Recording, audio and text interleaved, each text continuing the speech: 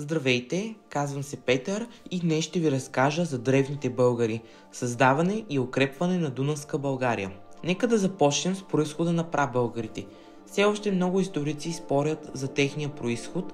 Едни смятат, че са тюркски народ от Средна Азия, а други, че са индоевропейци от земите на планината Памир.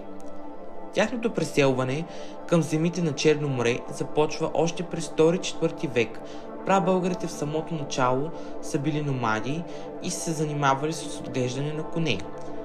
С отглеждането на коне те са се придобивали кожа, конско месо и мляко, което им бил основният източник на храна.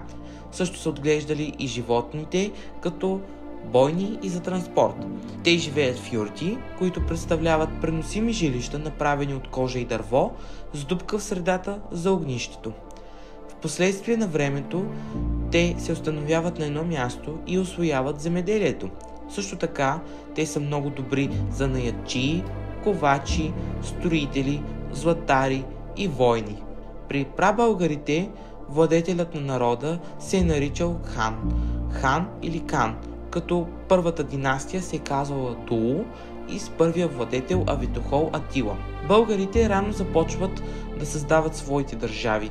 Най-напред Хан Кубрат създава през 632 година Стара Велика България, на север от Черно и Азовско море. Столица е била Фанагория. Кубрат е бил с добри отношения с Византия и също е получил титлата патриций от византийският император Ираклий. За съжаление, след военни нападения от хазарите, държавата се разпада и Хан Кубрат умира. Неговите синове се разделят и всеки тръгва по неговия път. Единствено от всички 5 сина на Кубрат е именно Аспарух, като запазва всичко българско, език, традиции, се установява по река Дунав и поставя началото на Дунавска България.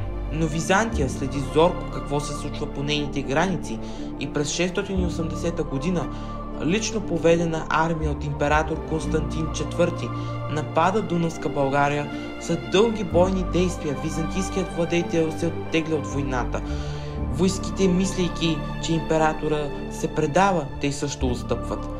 Българите атакуват и достигат до Стара планина, където заедно с славяните се съюзяват и принуждават Византия да сключи мирен договор. И така, през 681 година се признава българската държава. Столица става Плиска и държавата е управлявана от хан Аспарух и съюза му с славяните. Благодаря ви за гледането.